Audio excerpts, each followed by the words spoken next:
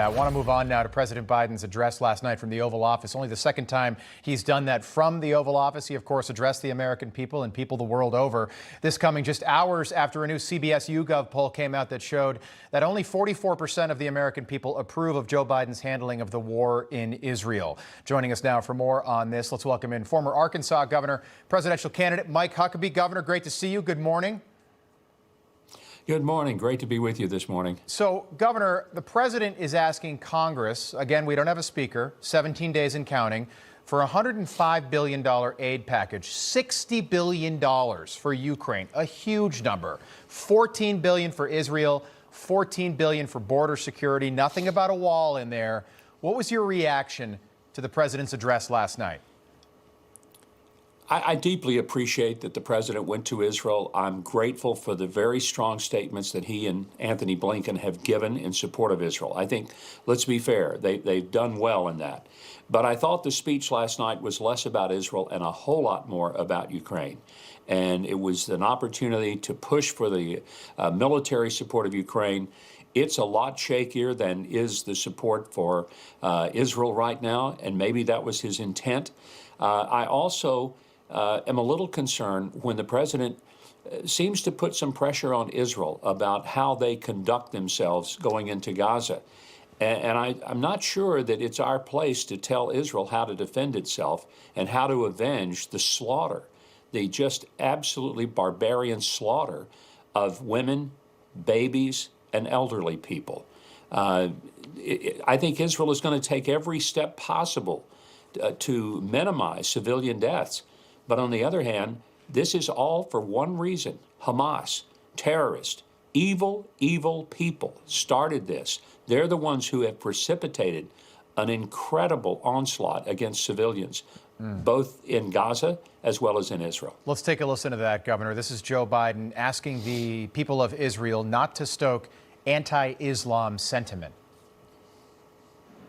When I was in Israel yesterday, I said that when America experienced the hell of 9/11, we felt enraged as well. While we sought and got justice, we made mistakes.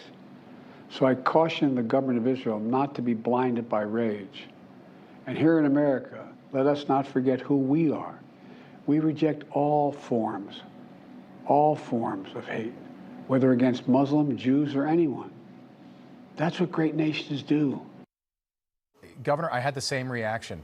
You think about post 9/11, rage against radical Islam, that's natural. It's called a human emotion. 1,400 people and counting were killed in Israel 14 days ago. You think people there might have the right to feel the same way, to feel that human emotion? 100%. And I go back to 9/11. The fact is, we were not anti-Muslim in those days afterwards. We were anti-terrorist. There may have been pockets of people who blamed all Muslims, but I think most of us went to great strides to say, this is not representative of all the Muslims of the world, even the Muslims of our community. Yeah. And we ask our fellow citizens to put the anger where it belongs. But here's one thing I wish Joe Biden would focus on. It wasn't a bunch of Jews in the streets demanding that we end every last Palestinian and every last Arab or Muslim. But it was a group of people, in fact, led by one of our own congressmen, Rashida Tlaib, who basically joined them in saying, from the river to the sea. What that chant means is let's eliminate Israel completely. Yeah. From the Jordan River to the Mediterranean Sea, let's wipe them out and scrub the earth of them. Yeah. That anti-Semitism, that hatred, I've not seen from the Jews to the Muslims.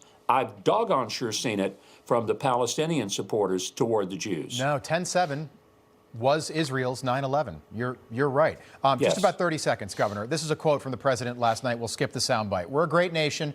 On Ukraine, I'm asking Congress to continue to send Ukraine the weapons they need to defend themselves without interruption. No mention of peace, no mention of that word that we've heard every day for the last 14 days in Israel, ceasefire. What'd you make of that? Well, it seems to be a double standard, and I'm not sure why the president seems to be so intent on unrestricted, unqualified support for Ukraine, but then he wants to put restrictions on Israel. If anything, it's got to be a same standard applied to both. All right. Governor Mike Huckabee, have a great weekend. Great seeing you on this Friday. We appreciate you getting up with us. Thank you.